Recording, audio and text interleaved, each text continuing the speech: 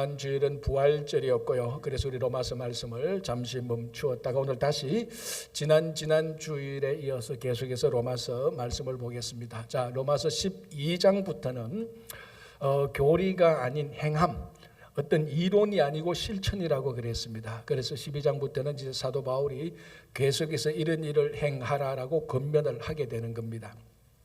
자, 그러면은 우리가 사도 바울이 우선적으로 행하라, 실천, 행함의 그 공간, 그 장소, 그게 일단은 교회 공동체입니다. 물론 이제 13장으로 가고 나중에 가면 일상에서, 그리고 또 이 국가와 국가와 관련해서 우리가 어떤 일을 행해야 되는지 바울이 선포하겠지만, 우선적으로는 교회 공동체에 제한돼서 사도 바울이 권면하는 말이 행하라라는 것입니다. 자, 그렇다면은 교회 공동체에서 하나님을 행하기 위해서 할 수 있는 능력, 그것을 우리는 다른 말로 은사라고 말을 합니다. 그래서 이 은사라는 것은 일반 사람들에게 주어지는 것이 아니고 믿는 성도들, 예수 그리스도를 믿음으로 고백하는 사람들에게 은사를 주어서 이 은사의 능력으로 교회를 세워나가며 교회의 덕을 세우도록 하는 것입니다. 그래서 사도 바울이 우선적으로 교회 공동체에서 성도들이 실천해야 될 덕목들을 말하면서 그것을 행하라고 한다면은 그것을 행할 수 있는 능력이 있어야 되는 겁니다. 그게 바로 은사입니다. 그래서 오늘 12장 로마서 12장 6절부터 8절까지 보면은 대표적인 은사 7가지를 얘기하고 있습니다. 물론 교회를 섬기는데, 교회의 덕을 세우는데 이 7가지가 다는 아닙니다. 또 우리가 충분히 더 많은 은사가 있지만 어떤 연유인지는 몰라도 바울이 7가지 은사를 얘기를 하고 있습니다. 그래서 오늘 우리가 이 은사를 통하여서 우리 각자에게 주시는 하나님의 말씀을 함께 듣겠습니다. 자, 6절이 이렇게 되어 있습니다. 6절 전반부에 우리에게 주신 은혜대로 받은 은사가 각각 다르니. 자, 첫 번째로 생각해 볼 수 있는 게 뭐냐면, 은사는 제가 조금 전에 말씀드린 것처럼 성도 우리 모두에게 하나님께서 다 주셨습니다. 자, 오늘도 보면 은사는 은혜대로 받은 은사가 다르다 그랬습니다. 은혜대로. 자, 우리가 여러 종류의 은혜가 있는데 가장 기본적인 은혜가 구원의 은혜입니다. 자, 오늘 우리가 함께 예배드리는 이 가운데 아마 제가 알기로는 거의 다, 모든 분들이 다 구원의 은혜를 받고 그 구원의 믿음이 있기 때문에 이 자리에 오늘 나온 것입니다. 그래서 이 은사는 구원의 은혜를 받은 사람 모두에게 하나님께서 다 주시는 것입니다. 목사님, 나 그런 은사 없는데, 그건 본인이 몰라서 그런 겁니다. 하나님께서는 모든 사람에게 잘났거나 못났거나 과거에 어떤 죄를 지었거나 지금 어떤 모습이거나 구원의 은혜를 받은 사람, 은혜대로 하나님께서 다 은사를 주셨습니다. 그래서 하나님의 일, 하나님의 나라, 교회를 섬기는 데 있어서 내가 은사가 없어서 그 일을 할 수 없습니다는 것은 모르거나 변명에 불과한 것입니다. 하나님께서는 한 사람 한 사람에게 다 은사를 주셨습니다. 구원받은 우리에게. 그래서 교회를 섬기도록 한 것인데, 나는 그 은사도 모르고 제가 주님의 일을 하기 싫습니다, 은사가 없어서, 그러면은 은사를 주신 하나님이 참 섭섭할 겁니다. 그죠? 자, 이게 첫 번째고요. 두 번째는 우리가 받은 은사가 각각 다르다는 것입니다. 자, 이 각각 다르다는 말은 우리 각자가 받은 은사가 그 은사에 합당한 고유한 기능, 고유한 역할이 있는 것이지, 이 은사가 다르다고 해서 어느 은사가 더 좋고 어느 은사가 더 나쁘고, 즉 은사에 차별이 있다는 말이 결코 아닙니다. 사람이 보기에 따라서 우리가 인간적으로 생각하기에 이런 은사가 좀 더 높아 보이고 이런 은사가 좀 더 낮아 보이고, 순전히 세상적으로 그렇게 생각은 할 수 있겠지만, 기본적으로 하나님께서 우리에게 주신, 교회를 섬기라고 주신 모든 은사는 각각 다르고 각각 그 기능이 있는 것입니다. 그래서 이 은사를 가지고 계급화하거나, 은사를 가지고 다른 사람을 무시하거나, 은사를 가지고 다른 사람을 부러워할 이유는 하나도 없습니다.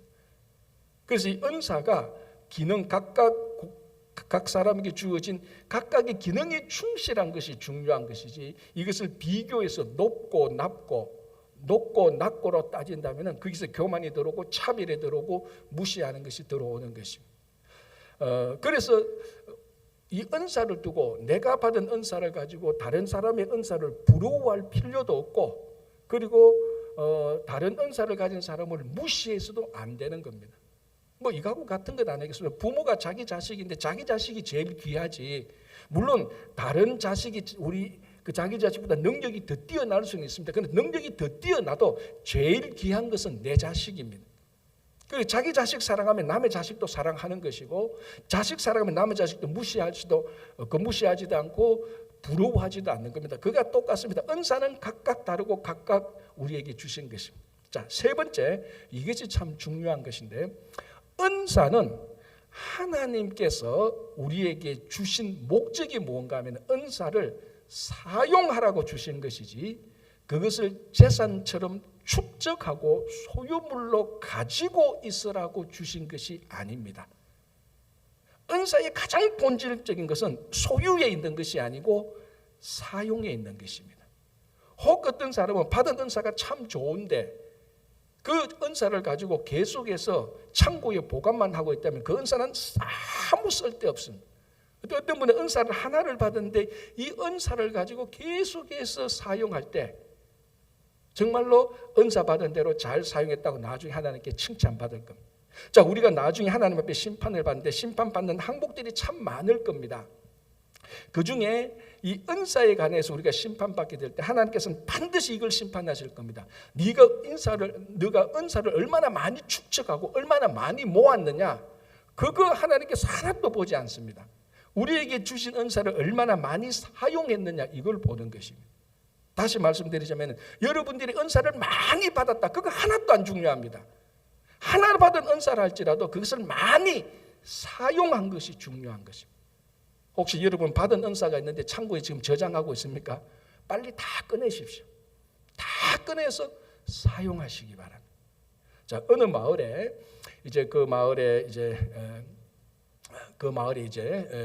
그 통치자가 새로운 정책을 하나 냈습니다. 그게 뭔가 하면은 자기 마을에 있는 모든 현금에 관하여서 많은 세금을 이제 붙였습니다. 근데 그 마을에 돈 많은 구두쇠 영감이 있었습니다.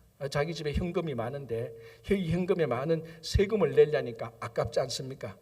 그래서 어떻게 하면 이 위기를 모면할 수 있을까? 머리를 썼는데, 그렇다면은 이 현금을 전부 다 금으로 바꾸자. 현금에만 세금 붙이지 금에는 세금을 안 붙이거든요. 그래서 그 모든 돈을 가지고 금을 다 샀습니다. 자, 그럼 문제는 이 금을 어디에 저장하느냐가 문제 아닙니까? 금이 많으니까, 부피가 있으니까. 이 또 도둑들이 알면 또 훔쳐가기도 하니까. 그래서 또 머리를 쓰는 겁니다. 그 머리를 쓴 게 자기 뒷마당이 넓으니까 뒷마당을 딱 봐서 거기에 그 금을 다 묻어놨습니다.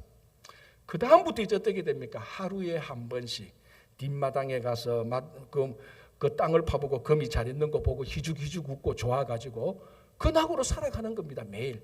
자, 그러니까 한 번은 그쪽으로 길 가던 도둑이 그 부자의 행동을 좀 이상한 것을 봤습니다. 저 부자는 때가 되면 꼭 뒷마당에 가서 한번 뒷마당에 갔다 오면 희죽희죽 웃고 저 뒷마당에 뭐가 있는갑다. 그래서 가만히 이제 관찰을 하니까 땅을 파는데 보니까 금을 보고 좋아하거든요.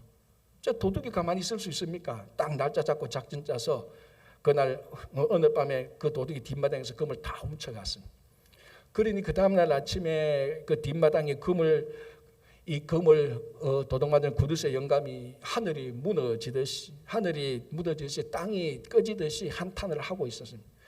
옆에 있는 사람이 와서 그 구두쇠 영감을 보고 물었습니다. 어르신 무슨 일입니까? 누가 죽었습니까? 오늘 왜 이래 웁니까? 하니까 자초지총을 말하는 겁니다. 여차여차해서 내가 금을 묻어놨는데 이 도둑이 다 훔쳐갔다. 이걸 어떻게 하면 좋으냐?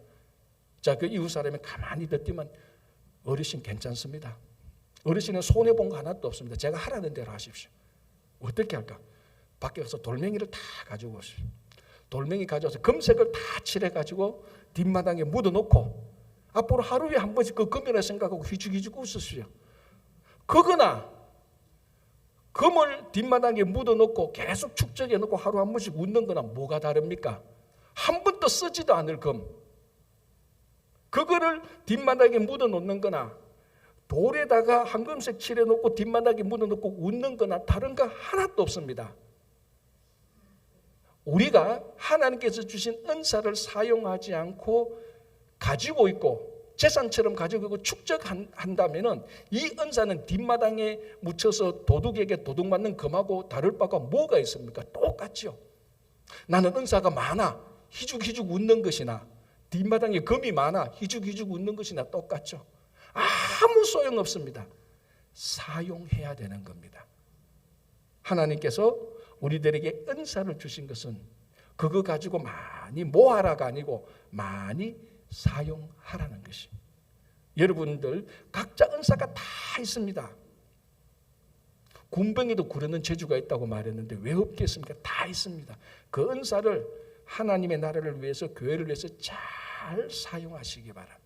그래서 나중에 진짜 하나님 앞에 가서 그거 칭찬 받아야 될 것 아닙니까? 그죠? 자, 이렇게 은사를 말하고 이제 7가지 은사를 말하는데 첫 번째 은사에 대해서 이렇게 말합니다. 6장 중간에 혹 예언이면 믿음의 분수대로. 자, 7가지 은사 가운데 첫 번째로 말하는 은사가 예언의 은사입니다. 자, 예언이라고 말을 하면 여러분 예언이 뭡니까? 프리딕트, 영어로 프리딕트, 미래의 일을 말하는 것 또는 미래를 점치는 것, 미래에 무슨 일이 생길 것이라고 선포하는 것, 이게 프리딕트입니다. 여러분 정확히 말하지만 분명히 말씀드리지만 성경은 단 한 번도 이 프리딕트를 가지고 예언이라고 말한 적은 없습니다. 그럼 성경의 예언은 뭐냐? 프로페시. 여러분 예언자가 프리딕트 하는 사람이 예언자가 아니고 프로페시 하는 프로페트가 예언자입니다. 똑같은 말인데, 자, 성경이 말하는 예언자, 오늘 본문에서 말하는 예언자는 프리딕트, 미래를 말하는 것이 아니고 성경이 말하는 예언자, 오늘 이 예언의 은사는 뭔가 말하면 정확히 말하면 하나님의 말씀을 받아서 그대로 전달하는 자입니다. 이 사람이 예언자입니다. 아니 그럼 목사님 다니엘서를 보면 미래를 예언하는 내용이 나타나 있지 않습니까? 그거 예언자가 프리딕트한 거 아닙니까? 맞습니다. 그러나 잘 들으십시오. 예언자가 예언하는 것은 하나님께서 자기에게 주신 말씀을 받아서 전달하는데 그 말씀의 내용 가운데 미래에 관한 하나님의 말씀이 있기 때문에 사람들이 보기에는 미래를 프리딕트, 미래에 대해서 말씀하신 것으로 받는 것입니다. 선지자 자체가 하나님의 말씀을 제쳐두고 자기가 감동을 받아서 자기의 어떤 특별한 어떤 신통력이 있어서 미래에 대해서 말하는 그런 예언자가 아니고 하나님이 주신 말씀을 받아서 전달하는데 전달하는 하나님의 말씀 안에 미래에 관한 말씀이 있기 때문에 미래에 관한 말이 나오는 것입니다. 무슨 말씀인지 알겠죠? 그래서 예언자는 미래를 말하는 것이 아니고 하나님의 말씀을 전달하는데 그 안에 현재, 과거, 미래에 관한 말씀이 다 있습니다. 그걸 그대로 전달하다 보니까 미래에 관한 말씀이 전달되어지는 겁니다. 그게 예언입니다. 그래서 이 예언은 미래, 현재, 과거에 상관없습니다. 하나님께서 어떤 사람에게 주는 말씀을 그대로 받아서 전하는 은사, 그게 예언의 은사고 그 일을 하는 사람이 선지자에서 말한 예언자입니다.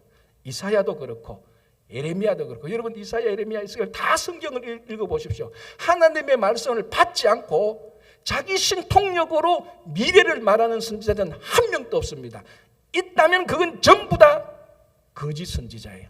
그게 거짓 선지자입니다.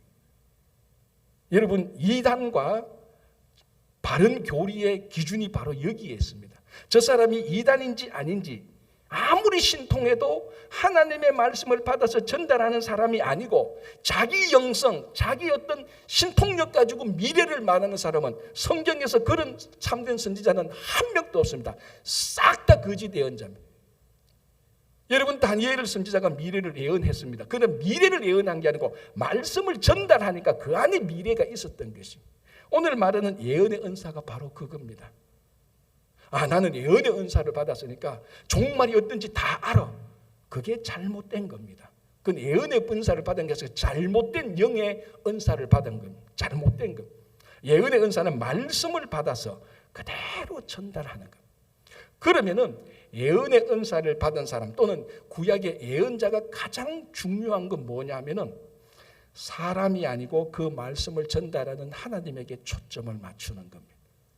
즉 예언의 은사, 예언자는 자기가 하고 싶은 말을 하는 사람이 절대로 아닙니다. 자기는 이 말을 하고 싶지만 예언자는, 예언의 은사는 하나님이 자기에게 전달해 주라고 한 그 말을 전달하는 사람이 예언자지, 자기가 아무리 좋은 말을 하고 자기 아무리 똑똑한 말을 한다 할지라도 그거는 예언이 아닙니다. 자기 말이지. 존 메가더 목사님이 목회를 할 때 한 번은 그 지역에 가장 영향력 있는 신문사의 사장이 방문을 했습니다. 그리고 이 메가더 목사님에게 파격적인 제안을 합니다. 우리 신문에서 가장 중요한 전면에 한쪽 지면을 할애해 드릴 테니까 목사님께서 좀 칼럼을 써주십시오.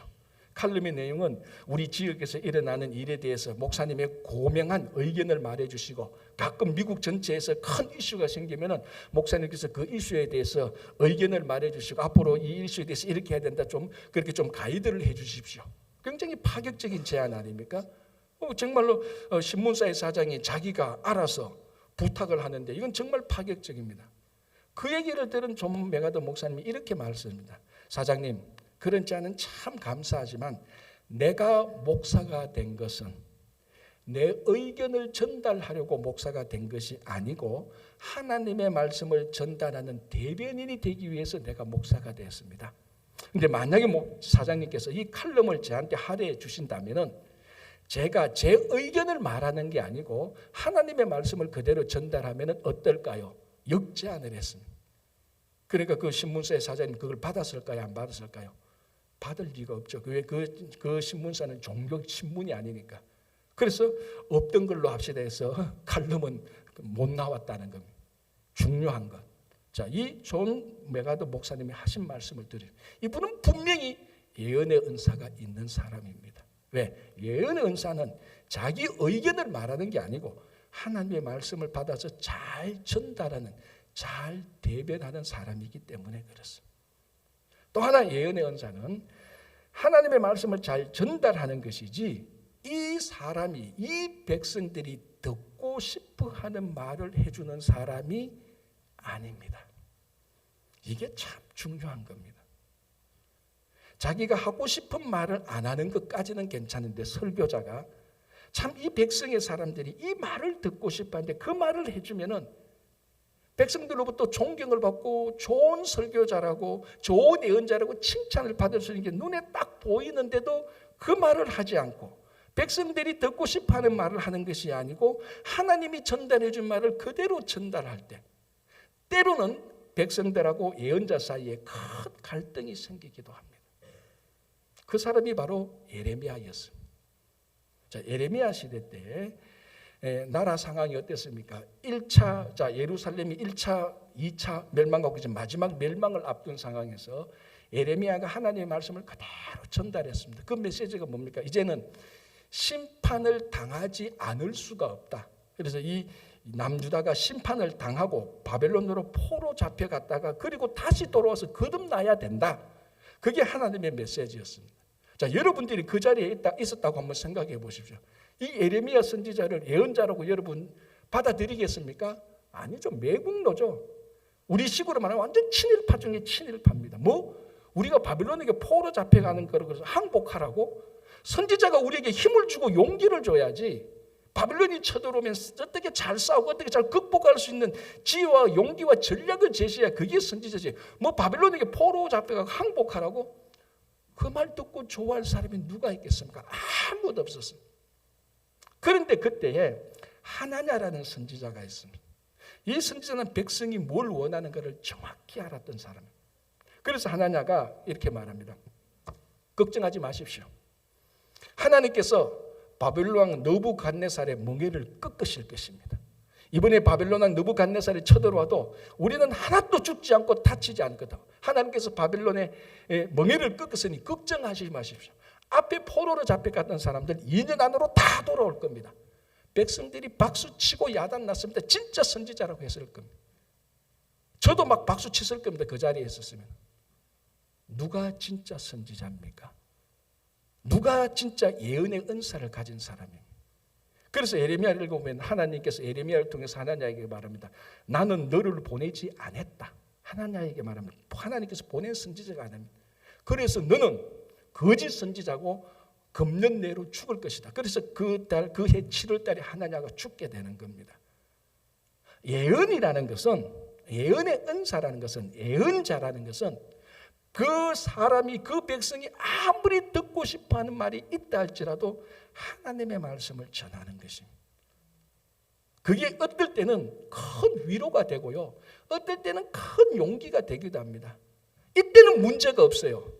언제 문제가 생깁니까? 백성들이 듣고 싶어하는 말이 하나님이 전달하는 말하고 충돌될 때, 그때 백성들은 뭐라고 생각합니까? 왜 우리를 치느냐? 왜 우리를 심판하느냐? 당신은 거짓 선지자라고 말합니다. 그런데 예언의 은사는 하나님의 말씀을 전달하는 그것이 진짜 예언이고 그 사람이 진짜 예언자입니다. 자, 이 예언의 은사를 보면은 사람에게 초점을 맞추는 게 아니고 철저히 하나님에게 초점을 맞추는 거예요. 하나님이 무슨 말을 전달하는가를, 무슨 말을 전달해야 되는가를 하나님께서 전달하고서 메시지를 정확히 듣고 정확히 전달하는 사람. 내 말을 빼고 사람들의 듣고 싶어하는 마음을 빼고 하나님의 마음, 하나님의 뜻과 계시와 말씀을 전하는 것. 이것은 우리 신앙생활하고도 똑같지 않습니까? 우리 신앙에 초점을 맞춰야 될 건 뭡니까? 내 마음이 아니고 상대방의 마음이 아니고 하나님의 마음이 우선 아닙니까?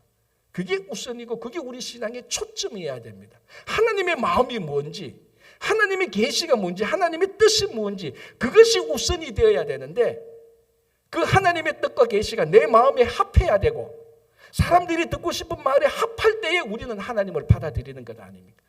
이거는 거꾸로 된 겁니다. 이건 오늘 성경 본문이 말하는 예언의 은사가 아닙니다. 이거는. 그래서 이 예언의 은사가 있을 때에 하나님의 뜻이 완연해집니다. 분명해집니다. 자, 이 예언의 은사는 아까 말씀드렸지만 모든 은사가 다 교회를 세우는 은사이지만 그 중에 첫 번째로 나오는 게 예언의 은사입니다. 그러니까 이 예언의 은사가 풍성해지면은, 예언의 은사가 제대로 선포되어지면, 그 제대로 작동하면은 모든 교회가 바르게 세워지는 겁니다. 사람들이 얼마나 많이 모이고 그거는 모르겠지만 그건 둘째치고 예언의 은사가 작동하는 그 교회는 하나님께서 보시기에 올바른 교회가 되는 겁니다. 자, 여러분, 중세시대 우리가 뭐 잘 알지 않습니까? 중세시대 그 교회가 얼마나 타락했습니까? 그래서 뭐 가장 타락한 그 대표가 뭡니까? 성경에도 없는 연옥의 교리를 만들어 가지고 그 연옥에 있는 영혼들을 천국에 보내주는 그 대가가 면죄부 아니었습니까? 자, 이런 일이 왜 생겼는 줄 아십니까? 이게 예언의 은사가 없어서 이런 일이 생겼습니다. 자, 무슨 말인가 하면요, 그런 타락하고 부패한 그 시대에 마틴 루터가 종교개혁을 하지 않습니까? 자, 마틴 루터가 종교개혁을 해서 성공하는데 그 마틴 루터가 종교개혁을 하는데 3대 정신 5대 원리에 있어서 가장 중요한 것 중에 하나가 뭔가 하면 오직 성경으로. 자, 왜 오직 성경으로가 가장 중요한 원리가 되었는가 하면요, 그 당시 상황을 보면 압니다. 자, 그 당시 중세시대 한 500년 16세기 초 15세기 말 16세기 초 중세시대 독일 때에 모든 성경은 다 라틴어로 되어 있었습니다. 그런데 그 당시 라틴어를 쓸 수 있는 사람은, 독일에서도 라틴어를 쓸 수 있고 알고 이해하는 사람은 극소수에 불과합니다. 식자층밖에 라틴어를 알고 이해할 수 있는 사람이 없습니다. 그리고 있다 할지라도 그 성경이 우리가 요즘 우리처럼 각 집에 뭐 성경이 몇 권 있고 이제는 뭐 셀폰에 앱이 있어가지고 마음대로 보는 그런 시대가 아니지 않습니까? 성경이 극도로 귀중했던 때입니다. 자, 그러니까 일반 백성들이, 성도들이 하나님의 말씀을 직접 듣는다고, 직접 성경을 통해서 말씀을 전달받는 것이 아주 희귀했습니다. 누구를 통해서 듣습니까? 교황의 메시지를 통해서 하나님의 말씀을 듣습니다. 그러면 교황청은 그 메시지를 자기 마음대로 해석하고 조작할 수가 있습니다. 백성들이 성경을 못 보니까, 말씀을 만나지 못하니까. 그때 마틴 루터가 종교개혁을 하면서 기치를 내렸던 것이 오직 성경으로. 그래서 라틴어 성경을 독일어로 번역한 사람이 다른 사람이 아니고 바로 이 마틴 루터였습니다. 독일어로 번역하죠. 그런데 마침 그때 하나님께서 타이밍을 맞춰서 구텐베르 그 종이 인쇄술이 많이 발전하게 되어서 독일어로 번역된 이 성경의 인쇄술의 발명으로 많은 사람들이 성경을 직접 보게 됩니다. 성경을 직접 보게 되니까 뭐가 없습니까? 면죄부 같은 게 없어요. 로마 교황청이 말하는 연옥교리 그런 게 없습니다. 다 교황청이 조작하고 선동한 것임을 알게 되는 거죠. 그래서 이 종교개혁이 성공하게 되는 겁니다. 자, 이걸 오늘 사도 바울이 했던 말로 표현한다면 이 중세 때 타락한 때는 예언의 은사가 없었습니다. 하나님의 말씀을 그대로 잘 전달해야 되는 로만 카톨릭의 성직자들이 그렇게 하지 않았단 말이에요. 자기들 편한 대로 했단 말이에요. 그때 말씀 듣고 종교개혁에서 성경을 다시 번역하고 그게 사람들이 하니까 하나님의 말씀을 그대로 알게 된 겁니다. 예언의 은사가 풍성해진 것입니다. 그래서 타락했던 중세교회가 새롭게 세워지기 시작하는 겁니다. 그래서 그 교회가 교회된다는 것은 그 교회는 반드시 예언의 은사가 있어야 됩니다. 다시 말씀하지만 친구 교회가 예언의 은사가 있다서 그 교회 가면은 2058년에 무슨 일이 이루어진다, 당신이 10년에 무슨 일이 있는데 그걸 아는 예언의 은사가 있는 교회가 아닙니다. 진짜 그게 궁금하거든 무당한테 한번 가보십시오. 그거는 예언의 은사가 절대로 아닙니다. 그건 전부 다 거짓 예언입니다. 다 쓰레기통에 집어넣어야 될 것들입니다. 예언의 은사가 가득한 교회는 하나님의 말씀이 그대로 전달되는, 하나님의 말씀이 그대로 선포되어지는 그 교회가 예언의 은사가 풍성한 교회입니다. 그런 예언의 은사가 풍성한 교회는 사람이 얼마나 모이든지 간에 교회가 올바르게 서가게 되는 겁니다. 그런 교회에 있는 성도들은 말씀으로 계속해서 성숙하게 되고 자라게 되고 변화하게 되는 겁니다. 자, 한 가지 또 중요한 것은요, 이 예언의 은사가 제대로 작동하기 위해서는 이 예언의 은사가 있을 때 거기에 함께하는 사람들이 올바르게 반응해야 됩니다. 무슨 말인가 하면 말씀이 선포되어질 때 그 말씀을 받고 듣고 믿고 행하는 사람들이 있어야 된다는 겁니다. 자, 이사야로부터 말라기까지 전부 다 참된 선지자였어요. 전부 다 사도 바울의 말 표현, 오늘 본문의 표현에 비하면 예언의 은사가 충만했던 선지자였는데, 그렇게 예언의 은사가 있었던 선지자인데 왜 망합니까? 그 예언의 은사에 제대로 작동하는 백성들이 없었기 때문 아닙니까? 자, 우리가 지난 2000년간 교회가 어렵고 힘들 때마다 하는 모토가 있습니다. 초대교회로 돌아가자는 겁니다. 왜? 초대교회는 정말로 우리 사도행전에 나타난 초대교회의 모습을 보면 순수하고 순전했고 교회가 부흥했고 교회가 능력이 있었습니다. 그래서 시대 때마다 어려울 때마다 우리가 어디에서 다시 교회의 원전을 찾을 수 있을까? 그래서 초대교회로 돌아가지 않는데요. 여러분, 초대교회가 교회의 제대로 된 모습이 되는 것이, 그 모습이 사도행전 2장 42절에 네 가지로 말하고 있습니다. 여러분, 사도행전 2장 41절 혹시 암송하시는 분 있습니까? 첫 번째가 뭡니까? 그들이 사도의 가르침을 받고 요겁니다. 그 다음에 이제 교제하기를 힘쓰고 서로 떡을 떼고 그런 말이 나오지 않습니까? 그 네 가지 나오는데 첫 번째가 그들이, 그 당시 성도들이 사도의 가르침은 뭡니까? 말씀을 가르치고, 오늘 바울의 말로 하면 예언의 은사가 나타나는 겁니다. 말씀을 전달합니다. 그런데 백성들이 뭡니까? 그 말씀을 전달하는 것을 받고 듣고 믿고 행했다는 말입니다. 그러니까 교회가 제대로 되는 겁니다. 아무리 가르쳐도, 아무리 예언의 은사가 많아도 그걸 받는 사람이 없으면은 그냥 무용지물로 끝나는 겁니다. 그래서 말씀이 선포되어질 때, 예언의 은사가 있을 때 그걸 받을 수 있는, 그걸 받고 듣고 믿고 행할 때에 교회가 제대로 서고 성도가 제대로 서게 되는 것입니다. 여러분, 우리가 민생활을 할 때 너나 할 것 없이 다 바쁘고 피곤하지 않습니까? 그럼에도 불구하고 교회를 제대로 세우고 싶거든, 여러분들이 신앙이 진짜 성숙하고 싶거든, 반드시 예언의 은사가 교회에 있어야 되는 겁니다. 그리고 그 예언의 은사가 있을 때 그 말씀을, 그 가르침을, 그 은사를 받을 수 있어야 됩니다. 아니, 받아야 됩니다. 그래야 바로 교회가 바로 서게 되는 겁니다. 자, 6절 하반부 볼게요. 자, 이 예언의 은사를 말하면서 한 가지 덧붙이는 말이 있습니다. 예언이면 믿음의 분수대로. 그러니까 예언의 은사를 가지고 예언을 하는 사람은 마음대로 하는 게 아니고 믿음의 분수대로 하라는 겁니다. 자, 이 분수라는 말, 이게 헬라어로 아날로기아는 말인데, 이게 우리가 수학 시간에 비율입니다. 레이트. 1대4의 비율 할 때 비율 많이 쓰는 레이트, 그게 바로 아날로기아인데, 이 비율이라는 그 믿음의 비율로 이 말입니다. 알 듯 모를 듯한데 이게 헷갈린다면은 우리가 지난 시간에 로마서 12장 3절에 믿음의 분량대로 지혜롭게 생각하라 그랬습니다.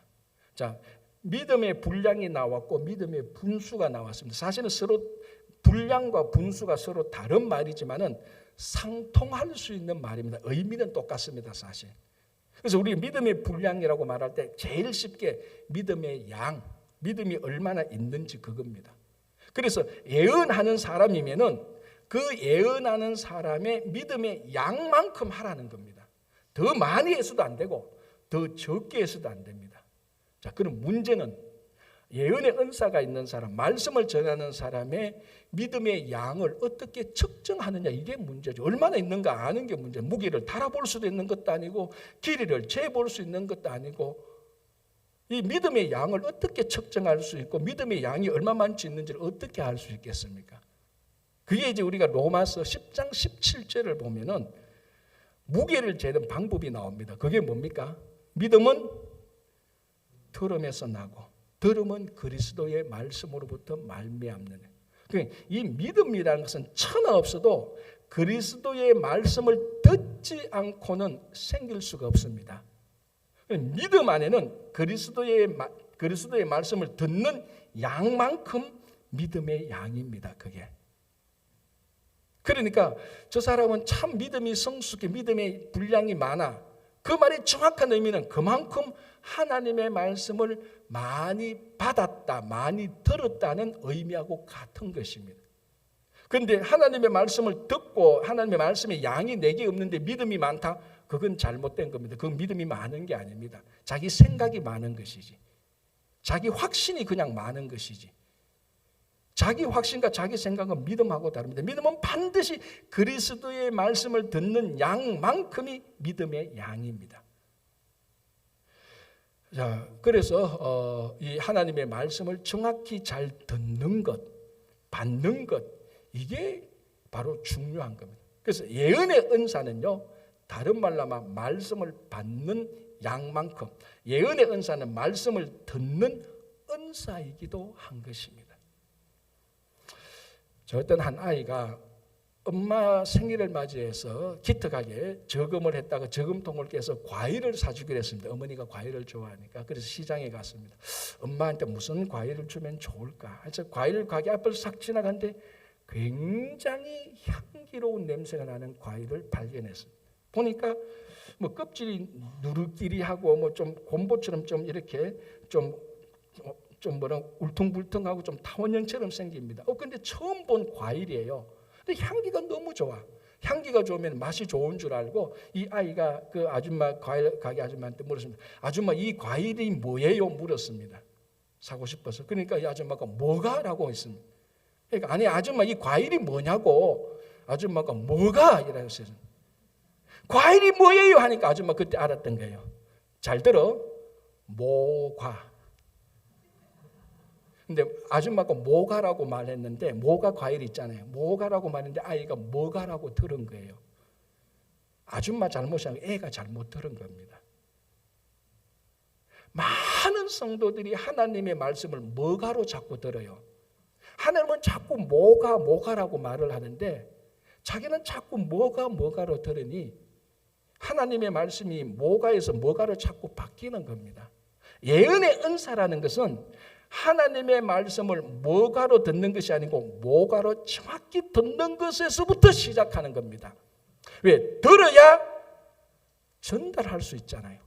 받아야 전달할 수 있습니다. 예언은 뭐라고 말했습니까? 받은 말씀을 전달하는 것이 예언이라고 말했습니다. 받은 것이 없는데, 받은 것이 자기가 잘못 받았는데 전달할 수가 없는 것입니다. 그래서 예언의 은사는 어디서부터 시작됐느냐? 듣는 것에서부터, 아니 정확히 듣는 것에서부터 시작하는 것입니다. 말씀을 정확히 듣는 것, 그 의미가 뭔가 분명히 아는 것. 교회에서는 실컷 뭐가라고 가르쳐놨는데 밖에서 자꾸 뭐가라고 하니까 말씀이 제대로 전달이 안 되는, 예언이 제대로 전달이 안 되는 거예요. 그래서 구약의 선지자들 히브리어로 나비라고 말합니다. 나비가 아니고 나비라고 말합니다. 제가 몇 번 말씀드리지만 이 나비의 여러 가지, 몇 가지 뜻인데 그 중에 중요한 나비의 뜻이 무슨 말인가 하면 자기가 해야 할 말을 듣는 것, 그런 의미가 있습니다. 선지자는 자기가 해야 될 말, 즉 하나님의 전달해야 될 말을 듣는 사람이 선지자 나비입니다. 나비. 그러니까 선지자는 말씀을 전하기 전에 뭐부터 해야 됩니까? 말씀을 정확히 뭐가라고 들어야 되는 겁니다. 그래야 정확히 뭐가라고 전달을 하는 겁니다. 이게 예언의 은사입니다. 자, 오늘 여기에 함께 모인 우리 모두가 다 구원의 은혜를 받고 교회를 세우기를 다 간절히 바라는 사람입니다. 그리고 우리 신앙이 다 성숙하고 더 많이 자라고 변화되기를 원하는 사람입니다. 그렇다면은 우리 가운데 예언의 은사가 풍성해야 됩니다. 말씀이 풍성해야 됩니다. 그걸 듣고 받고 전달하고 삶을 통해서 전달하고 입술로 통해서 전달할 때에 예언의 은사가 가득한 교회가 되고 올바른 교회가 되는 것입니다. 다시 한번, 여러분, 이 많은 은사 가운데 예언의 은사는 놓쳐서는 안 되는 겁니다. 그래서 우리 친구교회가 예언의 은사가 풍성한 교회가 되어서 성도 한 사람 한 사람이 올바른 믿음에 서고 교회가 올바른 교회가 되기를 간절히 바랍니다. 기도하겠습니다. 하나님 아버지, 감사합니다. 시대가 어지럽고 혼란스러울수록 올바른 교회가 필요한 이때에 주님, 우리 친구교회에 예언의 은사가 풍성하게 거하기를 원합니다.